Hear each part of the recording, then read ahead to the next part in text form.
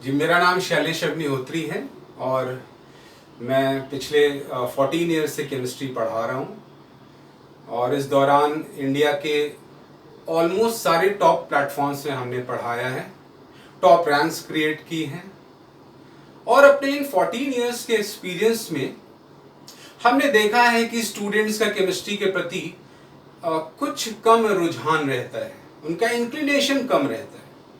कुछ को लगता है रटना है, कुछ स्किप करना शुरू कर देते हैं, खासकर इनऑर्गेनिक केमिस्ट्री।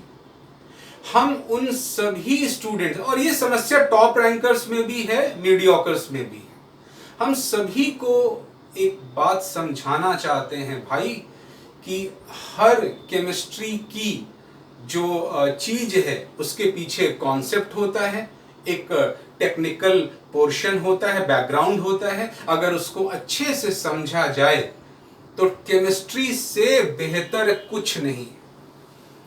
आपको बता रहे केमिस्ट्री से बेहतर कुछ नहीं है और आईआईटी में केमिस्ट्री का बहुत ही इंपॉर्टेंट रोल है।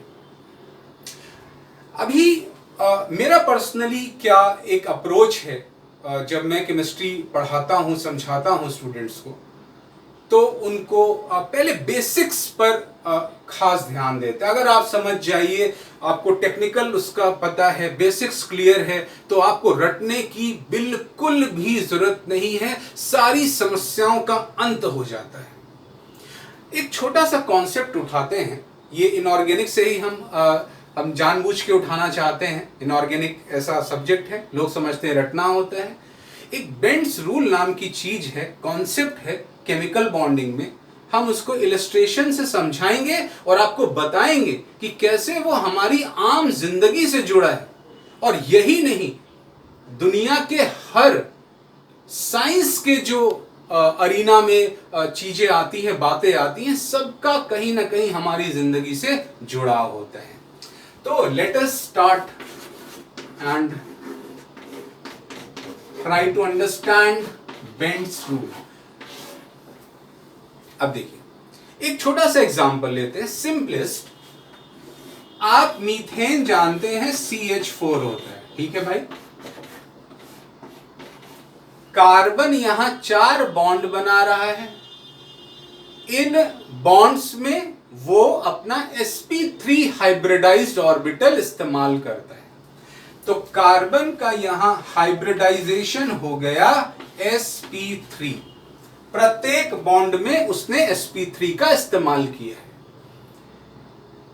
ये जो sp3 हाइब्रिडाइज्ड ऑर्बिटल है, इसमें एक पार्ट s होता है, 3 पार्ट p होता है, यानी 25% s है और 75% p।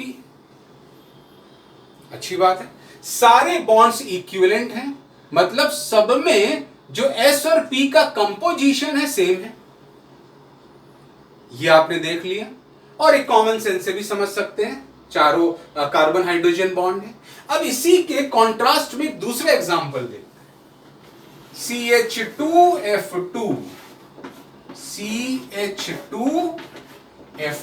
अब देखिए यहां पर एक बहुत इंपॉर्टेंट डिफरेंस आपको नजर आएगा। यहां चारों बॉन्ड इक्विवेलेंट नहीं है भाई, 2 हाइड्रोजन से बना रहा है, 2 फ्लोरीन से बना रहा है, ऑब्वियसली डिफरेंट होगा।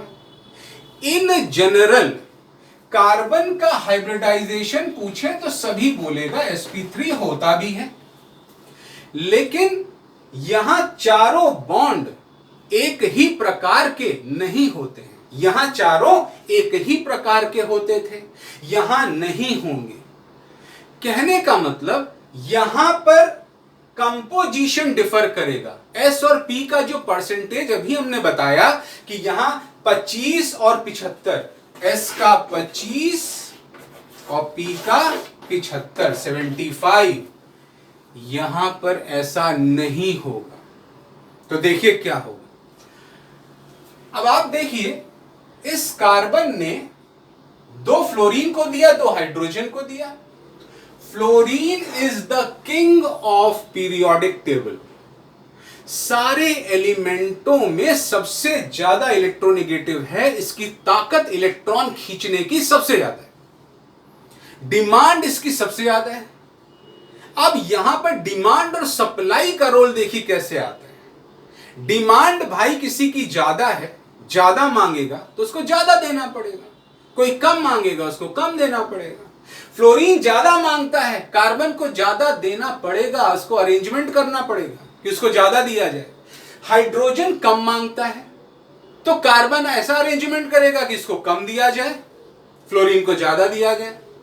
तो ये एडजस्टमेंट बेसिकली बेंड्स रूल बताता है। आप समझिए, ये होता है पी ऑर्बिटल, ऐसे देखिए फैला होता है, दो लोब होते हैं, ये मेरे दो हाथ दो लोब हो गए, बीच में से नोडल प्लेन हो गए, तो ये दो लोब हैं और ये बीच में नोडल प्लेन। अभी देखिए फैला हुआ, आप सब देख सकते हैं पी ऑर्बिटल कैसा फैला हुआ है। किसी को देंगे कैसे? अरे भाई हाथ फैला के देंगे, देखिए हाथ फैला के दे रहे हैं। एस कैसा होता है? गोल होता है।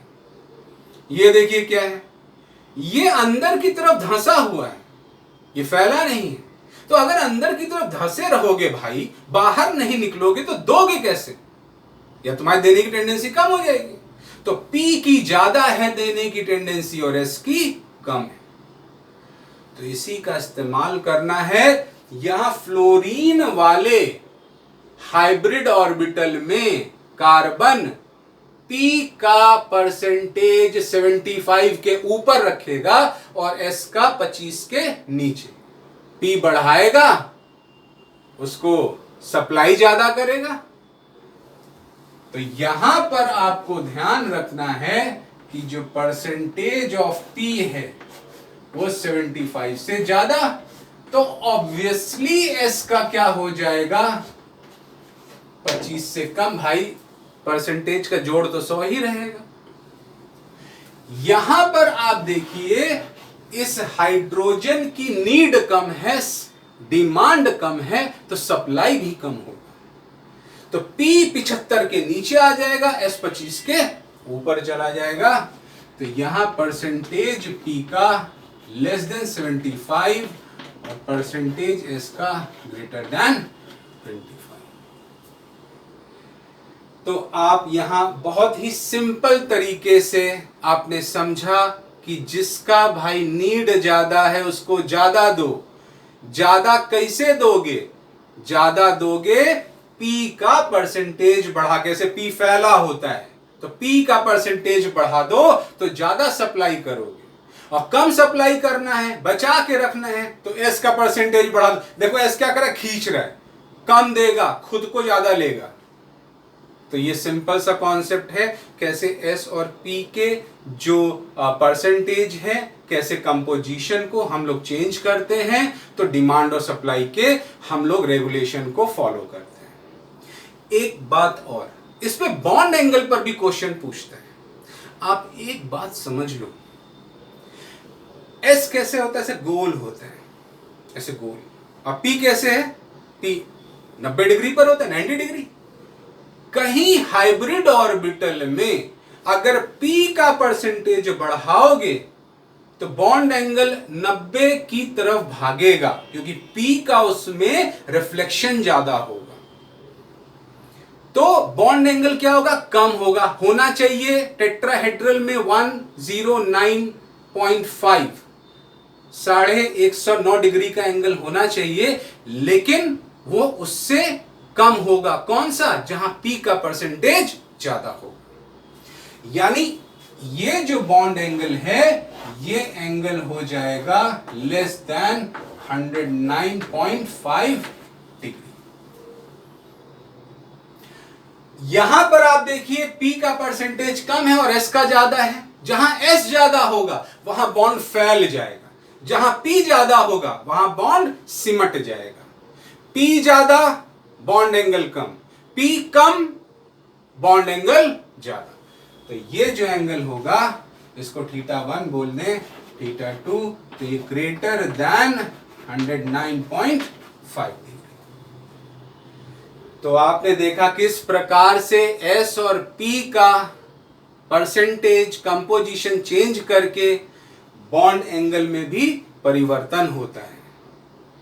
उनके हाइब्रिडाइज्ड ऑर्बिटल के जो नेचर होता है, जो कंपोजिशन होता है, उसमें भी डिफरेंसेस क्रिएट होते हैं। तो ये सब एक टेक्निकल बैकग्राउंड पर आधारित ये रूल था। हमने देखा कैसे हम लोग इसको रोजमर्रा की जिंदगी से जोड़ सकते हैं डिमांड सप्लाई वाले रूल से। और सिर्फ यही नहीं, आपको बता दें केमिस्ट्री में जितनी भी चीजें हैं, जितनी भी साइंस है केमिस्ट्री में, सभी के पीछे कुछ ना कुछ लॉजिक है, कुछ ना कुछ टेक्निकल बैकग्राउंड है। उन सभी को अगर समझा जाए, अगर कोई हमको समझाए प्रॉपरली, तो हम आपको बता सकते हैं कि आपको केमिस्ट्री में एक भी प्रॉब्लम नहीं होगी। केमिस्ट्री एक सिंपल फन आपके लिए हो जाएगा। और यही काम हमारा है।